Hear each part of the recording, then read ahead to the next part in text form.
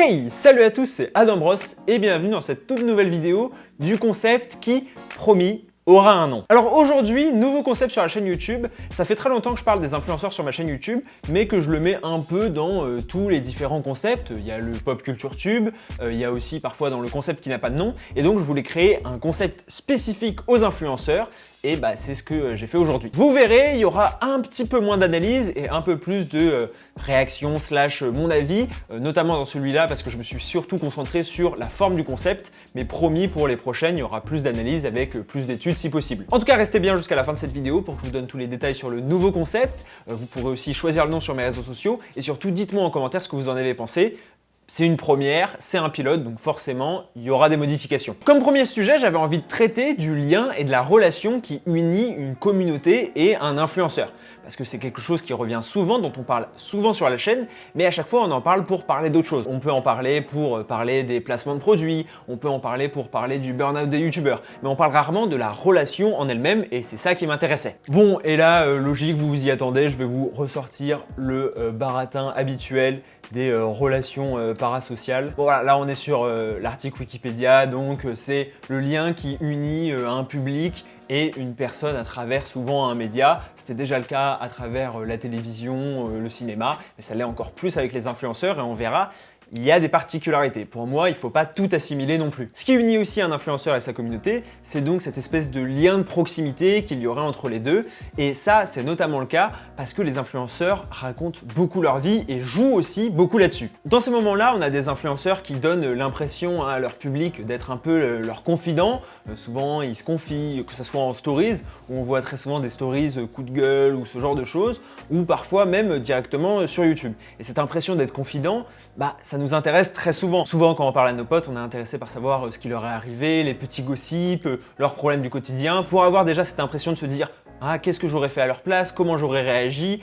Pouvoir les conseiller, ce genre de choses. Et avec les influenceurs, il y a la même chose. Et pour moi, la meilleure illustration de ce phénomène, c'est les vidéos de rupture. J'ai choisi alors deux exemples qu'on va regarder ensemble et auxquels on va réagir, on va regarder des petits extraits. C'est d'abord la vidéo de Cyrus North qui s'appelle, et ça c'est assez étonnant, « Oui, ça aussi, c'est moi », avec un point. Donc là, on a déjà un titre qui est très simple, très sobre, c'est quasiment une phrase et une manière de dire « regardez le vrai moi ». On a une mise en scène du vrai Cyrus, c'est-à-dire Cyrus par son titre dit déjà « regardez, je vais vous montrer ma vraie facette ». Sous-entendu, quand je suis un influenceur, je vous mens un petit peu, je mets en scène. Là, en l'occurrence, je le fais pas. Ce qui est intéressant aussi, c'est qu'on voit que ça commence directement avec une date, dimanche 30 août 2020, et on va avoir un aspect qu'on va revoir dans les deux vidéos qu'on va regarder, qui est l'aspect journal intime. Et ça, c'est clairement omniprésent. Et donc, et là, à l'heure où je vous parle, c'est ce soir, c'est peut-être ma dernière nuit dans cet appart. Un facecam classique, il est à sa table, pas de musique et surtout pas de cut.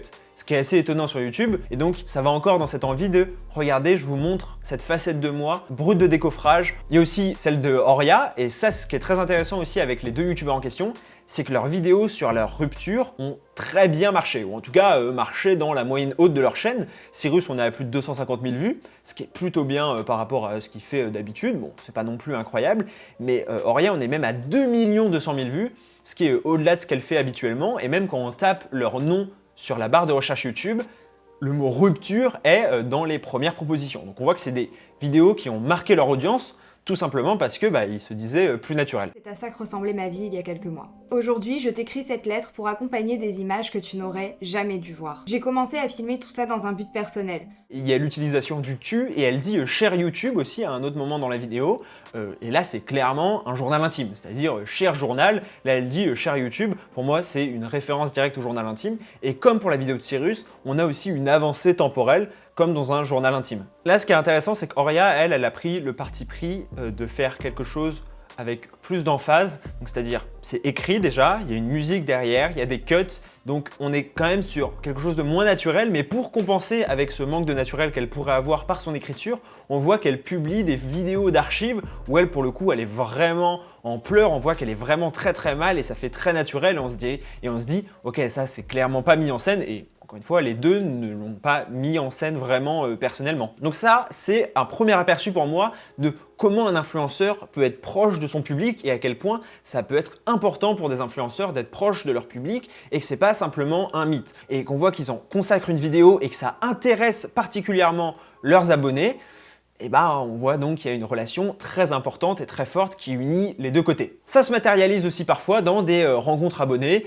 Et le meilleur exemple de ça, c'était la Vidéo City Paris, donc qui était une convention de youtubeurs qui a été beaucoup décriée, mais qui représente bien ça pour moi. 100 000 abonnés, c'est énorme, c'est déjà énorme, mais quand on a X milliers de personnes devant nous qui sont là pour nous dire qu'ils ont réussi à perdre du poids, comme on dit par rapport aux vidéos. Bon, là aussi, on voit ce qui est intéressant dans ce que dit Thibaut, c'est que même si c'est une relation qui est très forte, et qui est donc très proche, il parle de messages d'encouragement, on a vu donc des témoignages de gens qui disaient que ça les avait aidés dans leur quotidien, on voit qu'il y a quand même un côté très immatériel. Donc il y a ce côté vraiment très fusionnel, très proche, il y a ce côté parfois un peu immatériel, mais qui peut être compensé par des conventions ou des rencontres abonnés, mais il y a aussi des youtubeurs qui se servent de cette relation et se servent des abonnés pour les impliquer directement dans leurs vidéos et donc venir encore renforcer ce lien. C'est le cas notamment d'Amixem ou même Pierre Cross qui a fait pas mal de vidéos dans le genre dernièrement, où ils font souvent des compilations des meilleurs trucs issus de leurs abonnés. Donc là par exemple c'était vos pires mots dans le carnet. Ça va impliquer directement l'audience dans la vidéo. Pas forcément en fait ceux qui vont passer. Déjà ceux qui vont passer dans la vidéo vont être très engagés ensuite auprès du créateur parce qu'ils se diront punaise,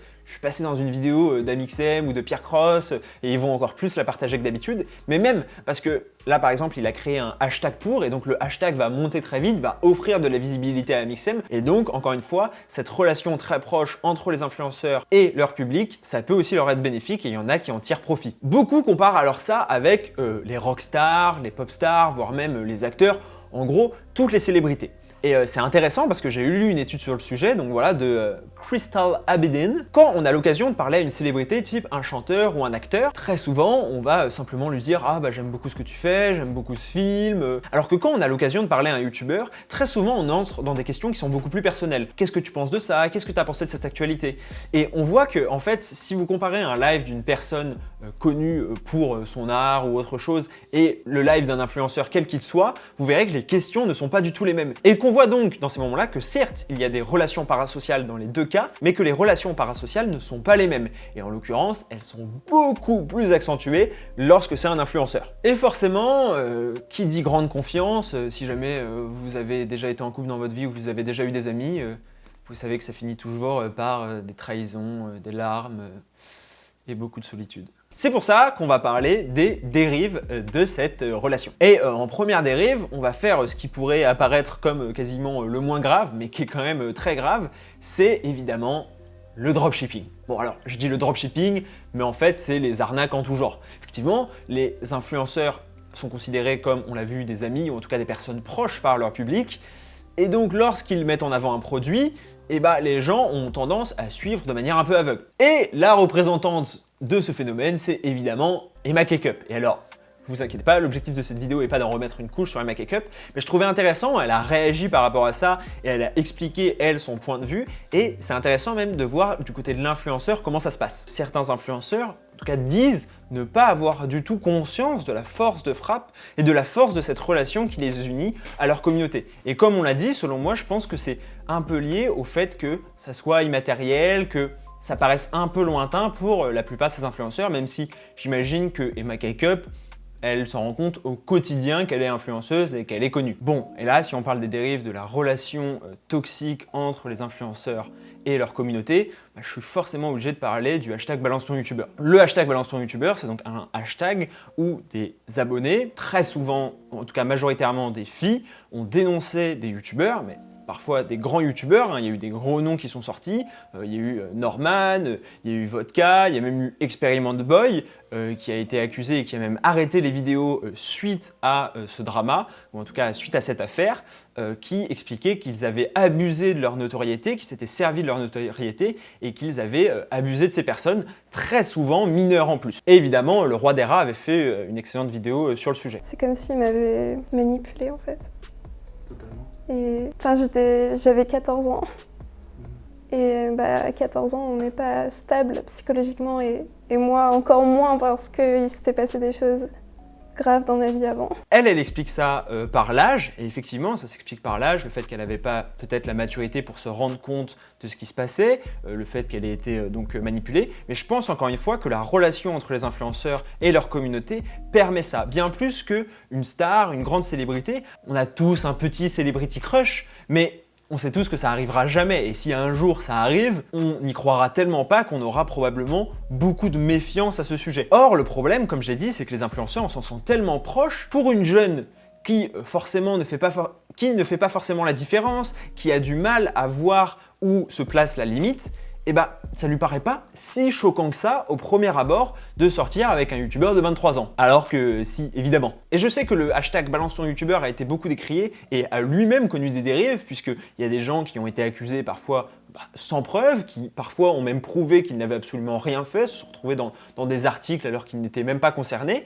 Mais il faut quand même reconnaître que la libération de la parole sur le sujet, ça a quand même tout changé. Je veux dire, il y a 3 ans, si on vous parlait de phénomènes comme ça, moi j'aurais ouvert grand les yeux et j'y aurais jamais cru. Et pourtant aujourd'hui, on sait que ça existe et rien que ça risque d'empêcher peut-être de futurs jeunes de se faire manipuler par des youtubeurs. Et si ça peut sauver ne serait-ce que 3 jeunes, je pense que c'est déjà une bonne chose. Mais cette relation qui peut devenir très vite malsaine a des conséquences très graves sur les jeunes abonnés, mais aussi parfois sur l'influenceur en question. Et là, pour le coup, je vais reprendre une vidéo de Mastu qui en a pas mal parlé, mais il me semble que Cyprien en avait aussi parlé en vidéo. C'est évidemment les abonnés qui stalkent les youtubeurs. Je me suis fait suivre dans la rue avec ma copine. Ce qu'il faut savoir, c'est que comme tout le monde, j'ai une vie totalement classique. Parfois je fais les magasins, parfois je fais ceci, parfois je fais cela. Autant je peux comprendre que tu sois un peu stressé, que tu veux pas venir me parler, mais quand ça fait déjà 20 minutes que tu me suis, je commence à me dire frérot, ça fait beaucoup. Du coup, là je regarde ma meuf et je lui dis viens, on tourne à droite. Je regarde du coin de l'œil, je vois que les gars tournent à droite aussi. Je pense que n'importe quelle personne qui s'est fait suivre dans la rue un jour dans sa vie peut en attester. C'est complètement angoissant. Et d'autant plus quand tu es une personnalité publique. Mais c'est pas le seul à en avoir parlé, il y avait notamment Michou qui en a beaucoup parlé, qui a dit donc « Je sais que je devrais pas me plaindre de ça, mais honnêtement, les abonnés qui me suivent partout, j'ai vraiment du mal à vivre avec ça. Genre, je dois faire attention par où je passe, je peux plus aller partout, tous les jours, il y a des mecs qui passent leur après-midi devant chez moi. Clairement, je sais qu'il y a des gens qui peuvent penser et qui peuvent croire que c'est des caprices de stars. Mais tout comme pour la santé mentale, c'est quelque chose qui est juste, pour moi, complètement inacceptable. On peut pas priver comme ça des youtubeurs de vie privée, encore moins des jeunes de 19 ans comme Michou. Mais donc vous allez me dire, c'est bien Adam, t'as prouvé qu'il y avait une relation complètement toxique entre les influenceurs et leur communauté, mais qu'est-ce que tu veux qu'on y fasse? Tout d'abord, je vais commencer par les influenceurs, parce qu'effectivement, on a aussi notre part de responsabilité dans ce phénomène. Et il faut que vous compreniez pourquoi. Les influenceurs, ce qui est important pour eux, c'est certes faire des vues avec des contenus aguicheurs ou même des contenus de qualité, parce que les contenus de qualité, ça pousse les gens à revenir, mais c'est surtout augmenter le taux d'engagement. Si vous traînez un peu sur les réseaux sociaux, vous en avez forcément déjà entendu parler, c'est le pourcentage d'abonnés qui s'engagent dans le contenu. Et c'est aussi le pourcentage de gens qui vont regarder par exemple toutes les vidéos. Et donc l'objectif de chaque youtubeur, c'est d'augmenter au maximum son taux d'engagement. C'est extrêmement important, ça permet de mieux faire référencer notre contenu et ça permet aussi auprès des marques de dire regardez, j'ai une communauté qui est très engagée, donc je vais pouvoir plus facilement convertir en consommateur potentiel pour vous. Et le problème, c'est que cette course au taux d'engagement va pousser tous les influenceurs à resserrer le lien et resserrer la frontière entre la vie privée et la vie perso. Ça permet au youtubeur de créer un attachement de la part du public, ce qui va ensuite lui assurer que sa communauté en question va regarder toutes ses vidéos. Par exemple, moi, c'est absolument pas le cas. Bref, tout ça pour dire que on voit qu'il y a des influenceurs qui donc sont plus ou moins suivis à ces niveaux-là. Ils vont aussi entretenir cette espèce de relation toxique, mais pour moi, il faut renoncer à se mettre trop en scène, en tout cas dans sa vie privée, quitte à faire baisser son taux d'engagement. Et on pourrait se dire, attends, ils font ce qu'ils veulent, ils mettent en scène leur vie privée s'ils veulent, et effectivement, tout le monde fait ce qu'il veut. S'il y a ne serait-ce que 40% des influenceurs qui mettent en scène leur vie privée, ça va induire en erreur le public qui va se dire « Ah, mais en fait, les influenceurs, tous, parce qu'ils vont faire un amalgame, c'est logique, mettent en scène leur vie privée et ce sont nos potes. » Alors que si tous les influenceurs prennent un peu de distance par rapport à ça, ça va remettre de la distance avec le public. Aussi, du point de vue du public, et on l'est tous, des viewers, on a aussi et principalement notre rôle à jouer. Tout d'abord en évitant de poser des questions trop personnelles à des créateurs alors que c'est pas le sujet, et aussi en se rendant bien compte que les youtubeurs et donc les influenceurs lisent ce qui se dit sur eux. Je vous jure qu'on n'en a pas conscience, mais ils lisent les commentaires. Alors moi par exemple, je dis que je lis tous les commentaires, et ils lisent peut-être pas tous les commentaires, mais ils lisent une bonne partie des commentaires. Sur les réseaux sociaux, ils lisent également ce qui se dit sur eux, et que c'est des humains, et qu'on ne peut pas se permettre de dire tout et n'importe quoi, sous prétexte que c'est des gens dont on a l'air plus ou moins proche. En tout cas, dites-moi vous ce que vous pensez de cette relation entre les influenceurs et leur communauté. Le but de ce concept, c'est avant tout d'ouvrir des discussions, encore plus que les autres que je vais donc beaucoup plus recentrer sur l'analyse, et pour le coup, je vous attends en commentaire à la fois pour améliorer ce concept et à la fois pour me dire ce que vous pensez de cette relation toxique. Pareil, n'hésitez pas à me suivre sur Instagram et sur Twitter pour entretenir ce lien toxique et avoir l'impression d'être ami avec moi alors que je ne vous connais pas. Vous pourrez également choisir le nom de ce concept puisqu'il en a un, il y en a 2 qui ont été retenus. Je vais faire le sondage dans les prochains jours. En tout cas, je vous attends en commentaire, n'hésitez pas à vous abonner, à mettre un pouce bleu et à soutenir la chaîne, ça m'aiderait énormément. On se retrouve dimanche prochain à 15h, c'était Adam Bros. Ciao!